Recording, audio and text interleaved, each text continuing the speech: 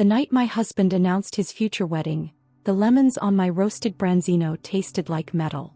Grant had chosen the restaurant, an airy corner spot in Sausalito that pretended to be casual while charging like a Beverly Hills lawyer. The bay pressed its forehead to the window, sailboats rocked like pale ribs in the dusk. Candles flickered in little glass prisons. Across from me, my best friend, Madeline Parker, swirled her Sauvignon Blanc and studied the tiny whirlpool like it might swallow her whole. My oncologist says the new regimen could buy us time. I told them, half to reassure, half to test. Not a miracle, but time. Grant's smile was soft and practiced, the one he used on investors when their money was already his. Of course, Claire, he said, reaching for my hand. His fingers were warm. Whatever you need. Maddie nodded too quickly. We've got you, she added, and the words landed between us with the weightless thud of a paper promise. My name is Claire Bennett. I'm 40 years old, a product manager turned consultant who used to run toward deadlines like they were finish lines. 6 months ago I learned I have stage 4 ovarian cancer. I keep the medical words in a separate room in my head so they don't drip everywhere. Most days it works. Tonight the door wouldn't hold. The server filled our glasses and vanished. Grant rose with a crisp little clink of cutlery, lifting his wine. A toast, he said. His eyes shone the way glass does right before it shatters. To clarity. Clarity. Interesting choice. To Claire, Maddie blurted, forcing a smile. And to the future, Grant finished. He didn't look at me. He looked through me, past me, toward a horizon I suddenly understood I wasn't invited to. I set my glass down. My appetite had left without paying the bill. What's going on? Grant's jaw flexed. He'd aged in the last 2 years. Success ages a man faster than failure, I've noticed. But he was still handsome in the way magazine ads like their husbands. Tall, decisive, expensive. There's something we need to talk about, he said, and when Maddie didn't breathe for a full 3 seconds, I counted each one. 1, 2, 3. Go on, I told him. I like surprises. Do I? I used to. Finn, our son, is 14. He once hid behind the kitchen island and jumped out with a cardboard sword. I dropped a plate and we both laughed so hard we cried. That's the kind of surprise I like. The other kind, the kind that walks in dressed as mercy and leaves as theft, I've learned to dissect with gloves on. Grant cleared his throat. Claire, you know how hard this has been. For all of us. All of us, I repeated. If the word had bones I would have snapped them. And I've been thinking about what comes next. His eyes flicked to Maddie, just a blink, but I catch small things for a living. It's literally what people paid me for. Find the single pixel that ruins the image. What comes next? I echoed. While I'm still here. He swallowed.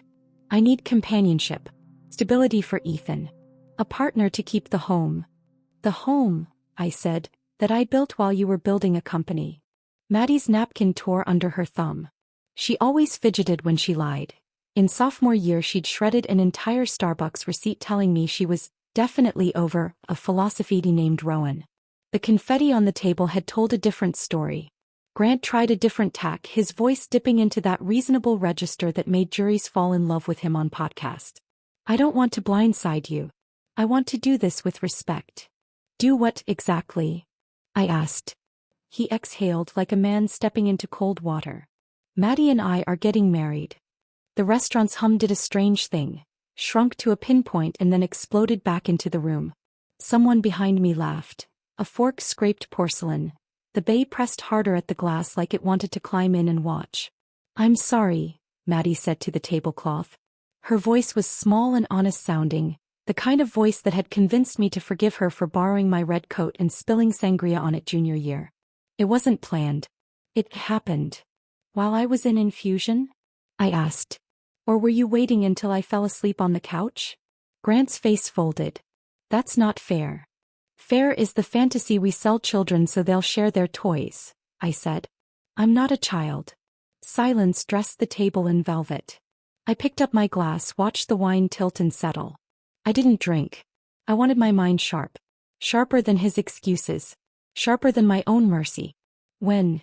Asked finally. He blinked. What? When is the wedding? Late summer, he said too fast.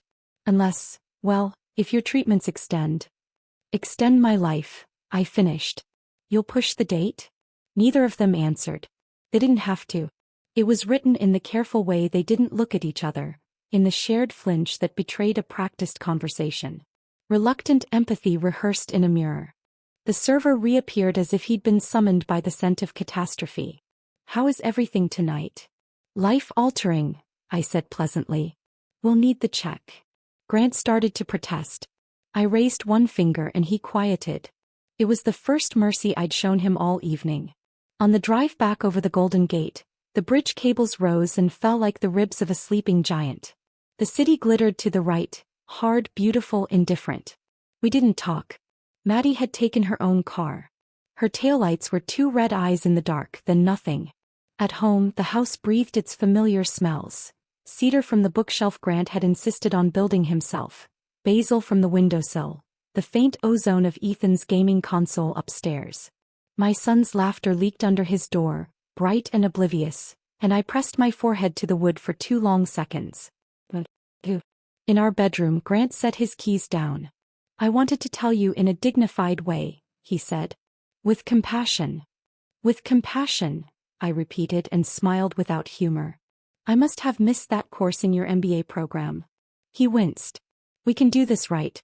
For Ethan. For you." "What does right look like exactly?" "You and my best friend coordinating the centerpieces while I'm picking headscarves." "Don't weaponize your illness," he said softly. "It's not fair to." There's that word again. He took a step toward me. I stepped back. The space between us tasted like iodine. "I'll sleep in the guest room," he said finally. "Ethan has a math test. We'll talk tomorrow." He left. The house settled. A foghorn moaned on the water like an old animal. I sat on the edge of our bed, the bed we'd bought the year Ethan was born because the first one felt too small for a family, and felt everything I'd been holding at the restaurant surge up and demand its reckoning. I let it come. I let it crest. And then I did what I do best. I made a list. Find an attorney who specializes in discrete disasters. Review the prenup I'd signed because I loved the man who wrote it. Confirm the ownership structure of Bennett Solutions. Revisit the trust I'd set up the year Ethan broke his arm and I realized life doesn't warn you before it changes you. In the morning, I would be the woman they remembered, the one who packed lunches and paid bills and knew where everyone's lost things had wandered off to. Tonight, I would be someone else, the archivist of my own power. I opened my laptop. A notification pulsed on the screen, an email thread titled, "Venue Options, Confidential." My stomach turned to glass. Forwarded from Grant to Maddie. Forwarded from Maddie to a planner named Sloan. Photos of a vineyard in Healdsburg. A beachfront lawn in Half Moon Bay. Suggested dates. Guest list drafts. A line from Grant, casual and chilling. "If Claire's timeline holds, late August is clean." Clean. I stared until the words blurred, until the screen dissolved into a bright, meaningless rectangle. Then I took a breath and the room snapped back into focus. If they wanted clarity, I would give it to them. Not tomorrow. Not after the next scan. No. I met Madeline Parker in the dorms at Reed College when we were both 19. She was the kind of girl people noticed in crowded rooms. Loud laugh, perfectly careless hair, the confidence of someone who'd never been told no in a way that stuck. We bonded over a shared hatred of the cafeteria coffee and a mutual love of bad French films. By sophomore year we were inseparable. She was my +1 to every family holiday. My mother even knitted her a Christmas stocking with her initials. When Grant and I got married, Maddie stood beside me in a midnight blue dress, crying harder than my maid of honor. Grant and I met later at a product launch in San Jose. He was magnetic in that curated way, sharp suit, sharper smile. Back then I thought his restlessness meant ambition. Now I know it's just a hunger that never stops looking for another table to feed at. The early years of our marriage were all caffeine and late nights, growing Bennett Solutions out of our one-bedroom apartment. I handled contracts and invoicing while Grant pitched to anyone with a pulse and a checkbook. He liked to say I kept the lights on, but the truth was I built the wiring. When Ethan was born, I scaled back my consulting work to part-time, funneling the rest of my hours into the company. That was the deal. We'd both make sacrifices for the family. Mine just happened to look like walking away from a career I loved. And through it all, holidays, product launches, Ethan's first day of kindergarten, Maddie was there. She'd pick up groceries when I was buried in contracts. She'd take Ethan to the park when Grant was out schmoozing investors. She called herself the third Bennett, and I laughed because I thought she meant it in the sweet, honorary way. Looking back, it was always there in the small things. The way her hand lingered on Grant's shoulder during group photos, the too long inside jokes I wasn't part of, the wine-fueled confessions about how marriages are complicated, when she'd had a bad breakup. I saw them as quirks, not warnings. Cancer changes the way you catalog your life. You start sifting every memory like sand, looking for the pieces that were always glass. 3 weeks before the dinner, Grant started working from home more. He said it was so he could spend more time with me. In reality, it meant closed-door conference calls that didn't sound like business, and Maddie's car parked across the street, just dropping something off, at least twice a week. The day I got my biopsy results, Grant was at the gym, and Maddie was in Napa with a friend. Neither of them answered their phones. Ethan was at a sleepover, so I sat on the kitchen floor with the manila envelope in my lap, reading the words over and over until they stopped making sense. Stage 4. Palliative care. Prognosis. Guarded. When they finally showed up, Grant an hour later, Maddie 2 hours after that, they both hugged me like it was a duty. That was the first time I smelled Grant's cologne on her scarf. I told myself I was imagining it. I'm not sure which betrayal hurts more, the one that's physical or the one that rewrites your memories in its own handwriting. Because the truth is, I'd trusted them both with my life long before I knew how literal that trust would become. And they'd been building something together in the shadows while I was busy fighting for time. That was the day I stopped letting the cancer decide what I could still take from them. They thought they knew me. They thought the illness had softened me, made me fragile. They forgot who taught Grant how to negotiate. They forgot who taught Maddie how to hide a secret until it mattered. They forgot that once I built an entire company out of nothing but late nights, sharp instincts, and a refusal to be underestimated. And I was about to remind them. I didn't start with lawyers. I started with paper. Every statement, every tax return, every contract I'd ever signed with Bennett Solutions, I pulled it all out of the fireproof box in the closet. The air in the guest room turned into the stale smell of ink and manila folders. Grant had always assumed I kept good records because I was organized. The truth was, I kept good records because I understood the difference between trust and leverage. I found the original incorporation papers from 12 years ago, when Bennett Solutions was just an LLC with a $40,000 bank account and 2 laptops. There was my signature, right next to Grant's, under majority shareholder. We'd agreed back then that my initial investment from a buyout I'd negotiated at my old job would be protected. I had 60% of the company until it was financially stable. Funny how that clause had never come up in conversation since. Next, I went through our personal accounts. I'd let Grant handle the day-to-day bills in recent years. It was easier that way, but I'd never given up online access. My laptop hummed in the dim light as I downloaded 6 years' worth of bank statements. That's when I saw it. Transfers to an account I didn't recognize. Regular ones. Every other Friday, just under $5,000 each. Small enough to avoid triggering automatic reporting, but over time, it added up to nearly $500,000. The account was in Maddie's name. I sat back, let my eyes adjust to the numbers. It wasn't just betrayal, it was theft. From me, from Ethan's future, from the very company they pretended to be protecting. I forwarded the documents to a new email account I'd created under a name neither of them would recognize.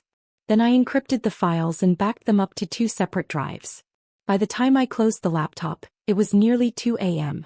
The house was quiet, except for the faint hum of the refrigerator and the distant rhythm of Ethan's gaming console still on in his room. I went to his doorway and watched him sleep for a moment, arms thrown over his head, face relaxed in that way kids' faces are before the world starts asking too much of them. In that moment, I knew exactly why I was doing this. It wasn't just revenge. It was a transfer of power. The next morning, I called Lila Mercer. I'd met her at a charity event years ago. She'd been introduced as the attorney you hire when you want to ruin someone's year without ever raising your voice. I told her I needed someone discreet, fast, and thorough. "What's the scope?" she asked. I glanced at the folders spread across my desk. Marital, corporate, and personal. She was quiet for a moment. "You're not playing small ball, are you?" "No," I said. "This isn't a game." We met that afternoon in her office in downtown San Francisco. A place with floor-to-ceiling windows that made the city look like a map you could fold in half. I slid the files across her desk. Lila flipped through them with the practiced boredom of someone who's seen worse. But when she got to the shareholder agreement, her expression sharpened. You still have controlling interest? For now, I said. They don't realize it. She closed the folder and leaned back. Then you don't need a divorce strategy. You need an acquisition strategy. The phrase landed in my chest like a steel bead. Acquisition strategy. Cling. Surgical. No screaming matches, no public drama. Just signatures on paper and a future where I didn't have to wonder if my son's guardians also happened to be his parents' executioners. When do you want to move? She asked. I thought of the dinner. The vineyard photos. The August date. Before the flowers are delivered, I said. He smiled. Small, approving, dangerous. Then let's begin. The first step wasn't taking something from them. It was giving them something to feel safe. Lila called it bait. In her world, the most dangerous thing you can hand your enemy is the illusion they're winning. I started with Grant. Over breakfast one Saturday, I told him I'd been thinking about simplifying things for Ethan's sake. Downsizing, maybe even selling my shares in Bennett Solutions so I could focus on treatment. He looked up from his phone so fast I thought he'd hurt his neck. You'd really consider that? I don't want the stress, I said, keeping my voice even. And I know you and Maddie will take care of things. Grant reached across the table, squeezed my hand, and for a moment I saw the man I married. The one who used to stay up with me until 2 a.m., mapping out business plans on the backs of takeout menus. But then his eyes slid away and I knew that wasn't my husband anymore. That was the buyer who thought the deal was already his. With him distracted, I turned my attention to Maddie. I invited her for coffee at a little cafe in the Mission, the kind with chipped mugs and a soundtrack of old vinyl records. She arrived in a cream sweater I'd given her last Christmas. I've been thinking about you and Grant, I began, stirring my tea. It's okay, you know. If something happens to me, I want you both to be happy. Her face softened in that pitying way she'd perfected, the one that said she was a better person than her actions proved. That means a lot, Claire. I leaned in, lowering my voice. There's just one thing I'd ask. Keep Ethan in the house. Don't uproot him right away. Maddie nodded solemnly. Of course. By the time we parted ways, she told me more than I needed. The caterer's name, the tentative guest count, the fact that they'd already put down a deposit on the Half Moon Bay venue. All without me asking directly. People will fill silence if you give them enough of it. Back in Lila's office, I laid it all out. The timelines, the venue contracts, the financial trail from Grant to Maddie's account. Lila tapped her pen against the folder. This is good, she said. But it's not enough to hurt them. You want to end this in one move, yes? I nodded. No loose ends. Then we tie the wedding to the company, she said. And we make sure if one goes down, the other burns with it. It sounded almost poetic. The plan unfolded like a chess match. We'd quietly approach a competitor, someone who'd salivate at the chance to acquire Bennett Solutions patents and all. We'd make the offer irresistible. Quick closing, clean books, minimal conditions. The buyout would require all majority shareholders' signatures. Meaning me. And here was the hook. If Grant and Maddie refused to sign, the deal would collapse, the company's value would tank, and every creditor would come sniffing around. Including the IRS once they saw the little side account in Maddie's name. Either they take the deal and lose control, Lila said, or they refuse and lose everything. That's not a choice, it's a sentence. I thought about the email I'd seen, the one where Grant called my death a clean timeline. Then let's set the date, I said. Lila moved faster than I thought possible. By Monday, she had 3 potential buyers lined up, 2 mid-tier tech firms out of Seattle and 1 private equity group in Los Angeles. The LA group bit first. They wanted Bennett Solutions badly enough to offer a premium over market value. They're circling like sharks, Lila told me over the phone. But we'll make them think they're the only one in the water. I knew Grant's patterns. If someone dangled a deal in front of him, his ego would lean in before his brain caught up. That was the opening we needed. To make it look legitimate, I scheduled a family strategy session at the house one evening. Grant arrived in a crisp button-down, Maddie trailing behind him in silk and perfume. They thought they were walking into a conversation about my shares and long-term estate planning. Instead, I slid a preliminary offer letter across the table. This came in last week, I said. They want to buy Bennett Solutions outright. Grant's eyes widened. Who? I shook my head. Confidential until the NDA's signed. But it's a serious number. He read the page twice, his lips moving. Maddie leaned over his shoulder, her hand resting there like she already owned the company. And you'd sell? He asked, incredulous. I'd consider it. For the right terms. Maddie glanced at me and I caught the calculation in her eyes. How quickly could they flip this into their next chapter?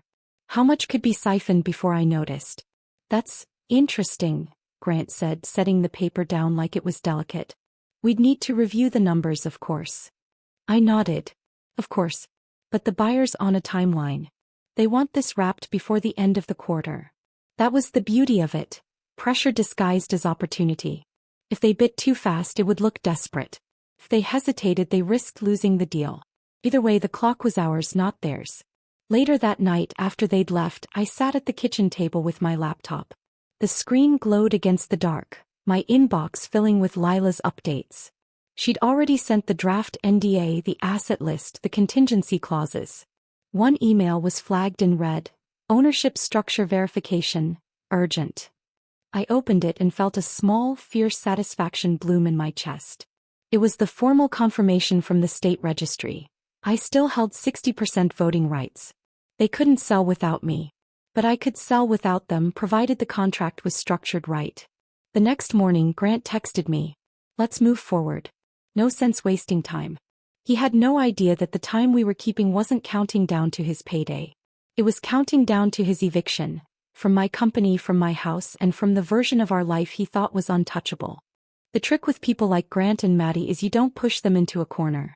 You let them walk there themselves, believing every step is their own idea. Lila called it feeding the narrative. Over the next 2 weeks, I played my part, answering Grant's texts with short, agreeable replies, inviting Maddie over for coffee under the guise of wanting her opinion on the buyer's proposal. Every visit, she left with another piece of false reassurance tucked neatly into her purse. They're offering generous retention bonuses, I told her one afternoon, sliding a mock spreadsheet across the counter. For key staff. It could set you up for years. Her eyes brightened just slightly. She didn't ask why she was on a spreadsheet meant for Bennett Solutions' leadership team. She didn't notice the retention bonus column was labeled proposed, subject to board approval. People tend to read what they want to see. Meanwhile, Lila and her team were working behind the curtain. They'd found the perfect buyer, Carmichael Data Systems, a firm with a reputation for swallowing competitors whole and spitting out the dead weight. Their interest in Bennett Solutions was real, but Lila made sure they understood the value of discretion. We keep it airtight until the signatures are dry, she told their lead negotiator over speakerphone while I sat across from her desk. No leaks. No rumors. If this gets out early, it dies. Which, of course, was exactly why I wanted a different leak. One I controlled. 2 days later, I had lunch with an old friend from the Bay Area venture capital circuit. We met at a busy cafe where conversations blended into white noise. I mentioned casually that a major acquisition was on the table for Bennett Solutions. I didn't name names. I didn't have to.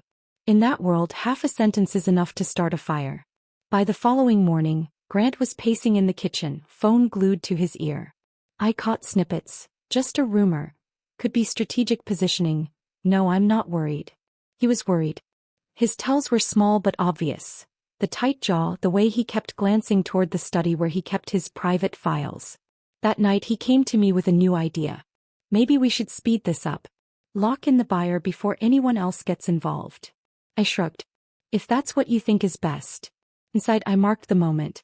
The leak had done its job. He thought the clock was ticking because of market pressure, not because I was winding it down myself.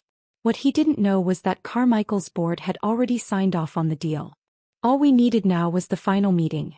And I was making sure that meeting would happen in a room of my choosing on a date I picked, with both of them exactly where I wanted them, trapped between the promise of a payout and the threat of total collapse.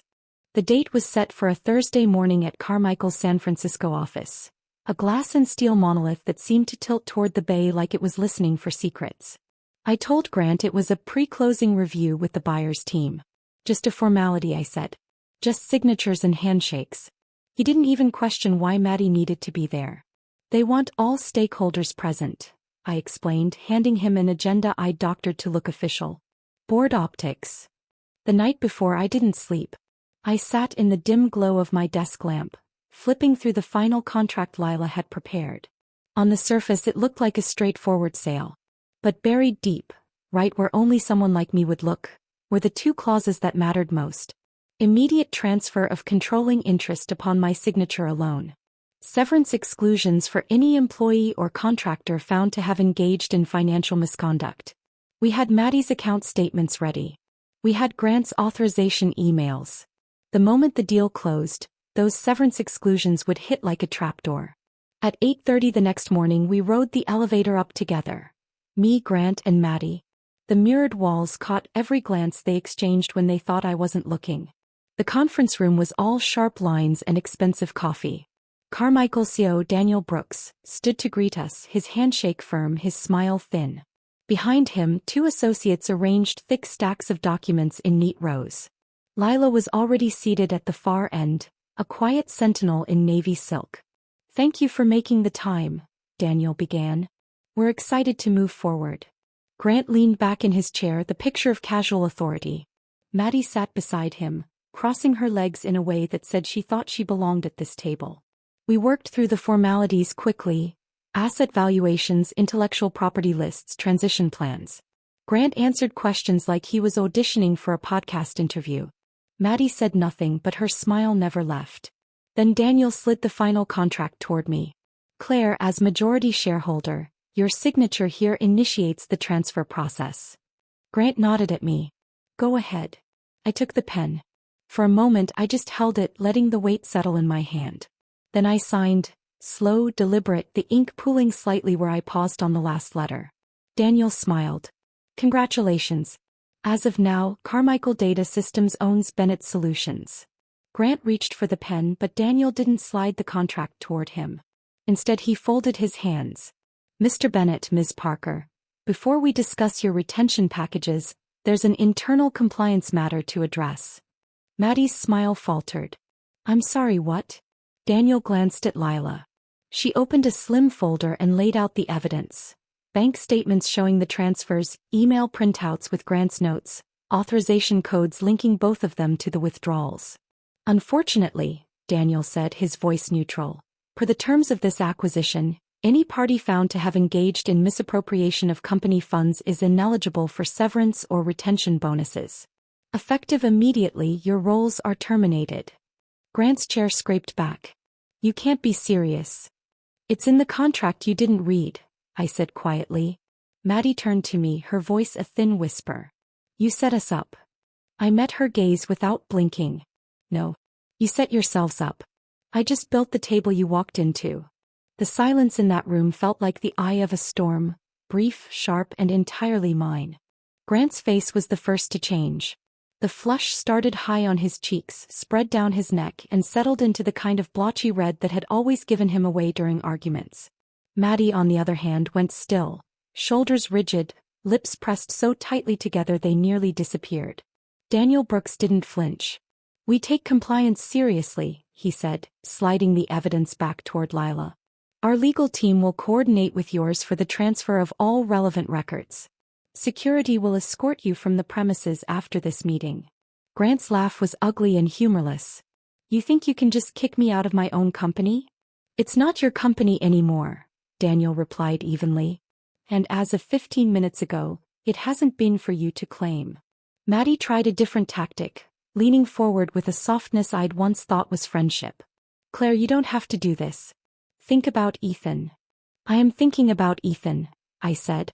"That's why the trust is fully funded now, without you or Grant anywhere near it." Grant slammed his palm against the table hard enough to rattle the water glasses. "This is theft." "No," I said, leaning in so he could see the calm in my eyes. "This is justice. Theft was what you did when you started funneling company money to Maddie's account." He opened his mouth to argue, but Lila slid another sheet of paper across the table. This one from the forensic accountant we'd hired. Every cent was tracked, every transfer documented, every login time stamped from Grant's own devices. For a man who prided himself on control, Watching him realize the walls were already locked was almost art. "You'll regret this," he said finally. I shook my head. "I regret trusting you. Everything else. No." Security arrived. A man and woman in dark suits, polite but firm. Maddie gathered her bag with shaking hands, not looking at me. Grant lingered just long enough to aim one last glare in my direction before they walked out together. When the door closed, Daniel exhaled. "Efficient," he said to me. "Brutal but efficient." "Clean," I corrected. And it was. No shouting match in front of Ethan. No public scene for the local business pages to exploit. Just a quiet, surgical removal of two people who had mistaken my illness for weakness. Lila handed me a pen for the final set of trust documents. "One more signature," she said. I signed, feeling the weight shift, like setting down a stone I'd carried for months. By the time I stepped out of that glass tower into the crisp wind off the bay, I was lighter. Not cured. Not free of what was happening to my body. But untethered from them, from the version of my life they thought they could rewrite while I was still breathing. And that, I decided, was its own kind of survival. The first weekend without them in the house was almost disorienting. The silence wasn't heavy anymore. It was clean, like freshly painted walls in a room that used to smell of smoke. Ethan noticed it too. On Saturday morning he padded into the kitchen barefoot, rubbing sleep from his eyes. "Is Maddie gone?" he asked, like maybe she'd just stepped out for coffee. "She's not coming back," I said. "Neither is your dad." He didn't ask why. 14-year-olds have a sixth sense for the things parents don't want to say out loud. He just nodded and opened the fridge, pulling out the pancake batter we'd made the night before. We cooked together. Flour on the counter, music low, the bay wind rattling the window over the sink. For the first time in months, I didn't feel like I was moving through a house full of strangers. By Monday, the headlines started circulating in the industry press. Carmichael Data Systems acquires Bennett Solutions in private sale. Founder steps down. The article didn't mention Maddie. It didn't mention the compliance violations. It did, however, include a photograph of me and Daniel Brooks shaking hands, with a caption naming me as the majority shareholder and architect of the acquisition. I forwarded it to Lila with 2 words. "Perfect framing." Grant tried to call that night. The number flashed on my phone, familiar and irrelevant. I let it ring until it stopped. 10 minutes later, a text arrived. "We need to talk about Ethan." I replied once. "My attorney will handle any necessary arrangements." No greetings. No apologies. Just the clean separation I'd built this whole plan to achieve. That week I went back to the hospital for my next round of scans. The waiting room was the same, the smell of antiseptic, the low murmur of daytime TV.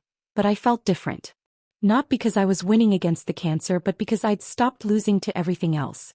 When the oncologist came in, she smiled. "The treatment's holding," she said. "No new spread." It wasn't a miracle. But it was time. Time to settle Ethan into this new reality. Time to make sure the trust in the house and the life I'd rebuilt were secure. Time even to start something new for myself. Because that's what they'd never understood. This wasn't just about cutting them out. It was about making room for something better in the space they'd been choking for years. And for the first time in a long while, I was ready to imagine what that might look like. 6 months later, the house had changed in small but telling ways. The guest room that had once been Maddie's overnight space was now Ethan's music studio, walls lined with foam panels, his guitar propped in the corner. The study where Grant used to close the door for his calls was my workspace again, the desk cleared except for a neat stack of contracts and a vase of fresh tulips. I'd kept my work with Carmichael on a limited basis. Consulting, nothing that would chain me to their boardroom politics. The rest of my time went into something I hadn't dared to imagine back when I was sick and waiting for the next blow. A mentorship program for women navigating family businesses. Lila helped me structure it, and the first cohort had already filled within weeks. Grant's name still surfaced now and then. An old colleague would mention he was working on something new in the city, which I knew meant chasing investors who now Googled his name and found the quiet, damning gaps in his resume. Maddie had retreated from social media entirely. The last public trace of her was an outdated LinkedIn profile with a headline that read "Independent Consultant." One evening in early spring, Ethan came into the kitchen while I was slicing lemons. He leaned against the counter, hands in his pockets. "You don't really talk about what happened," he said. I paused, choosing my words. Because some things don't need to be carried every day. He nodded slowly, then asked, "Was it worth it?" I set the knife down. It wasn't about winning. It was about making sure we weren't living in someone else's version of our life. He seemed to think about that for a while.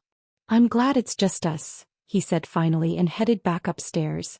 That night, I sat at my desk, the tulips faintly sweet in the quiet, and looked over the list I'd made months ago, the one I'd started the night after the dinner. Every item was crossed off. Find attorney. Secure financial leverage. Remove them cleanly. Protect Ethan. Done. But at the bottom of the page, there was one last line I'd added in a moment of anger and left untouched until now. Reclaim my life. I picked up my pen and drew the final line through it. Not because the work was over, but because I'd realized something in the months since that conference room. The real revenge wasn't the deal I'd closed or the titles I'd stripped away. It was waking up every morning in a home that felt safe, looking my son in the eye without the shadow of their lies, and knowing I'd built a future they couldn't touch. That was the long game. And I'd already won.